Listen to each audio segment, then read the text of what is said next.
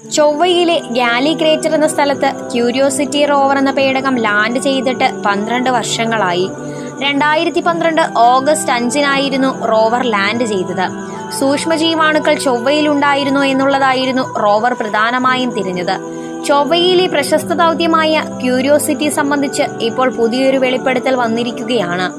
ചൊവ്വയിലെ ഷാർ പർവ്വതത്തിന് സമീപത്തേക്ക് കടന്നിരിക്കുകയാണ് ക്യൂരിയോസിറ്റി. ഇവിടെയുള്ള box work എന്ന ഘടനയാണ് ക്യൂരിയോസിറ്റി പരിശോധിക്കുവാൻ തുടങ്ങുന്നത്.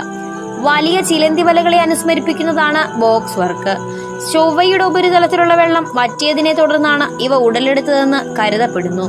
കഴിഞ്ഞ വർഷം ക്യൂരിയോസിറ്റി ഗാലി ക്രേറ്ററിലെ ജെഡിസ് വാലിസ് ചാനലിൽ പര്യവേക്ഷണം നടത്തിക്കൊണ്ടിരിക്കുകയാണ്. ചൊവ്വയിൽ ഏകദേശം 10 മുതൽ 20 കിലോമീറ്റർ വരെ ദൂരത്തായി വ്യാപിച്ചു കിടക്കുന്ന ഘടനകളാണ് ഇവ ശരിക്കും എങ്ങനെയുണ്ടായി, ഇവയുടെ പിന്നിൽ എന്തെല്ലാം ജൈവ പ്രക്രിയകളുണ്ട് തുടങ്ങിയ ചോദ്യങ്ങളൊക്കെ ഉയരുന്നുണ്ട്. ഇത്തരം ഘടനകൾ ഭൂമിയിലും കാണപ്പെട്ടിട്ടുണ്ട്. ഗുഹകളിലും മറ്റുമാണ് ഇവ പൊതുവെ കാണപ്പെടുന്നത്. ഇത്തരം ഘടനകളിൽ സൂക്ഷ്മജീവികളുണ്ടെന്ന് കണ്ടെത്തിയിട്ടുണ്ട്. അതിനാൽ തന്നെ ചൊവ്വയിലെ ഈ ഘടനകളും ശാസ്ത്രജ്ഞർക്ക് ആശ്ചര്യമുണർത്തുന്നു.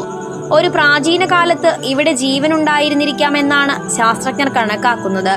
നിങ്ങൾക്ക് ഈ വീഡിയോ ഇഷ്ടമായ ലൈക്ക് ചെയ്യുവാനും ചാനൽ സബ്സ്ക്രൈബ് ചെയ്യുവാനും മറക്കരുതേ.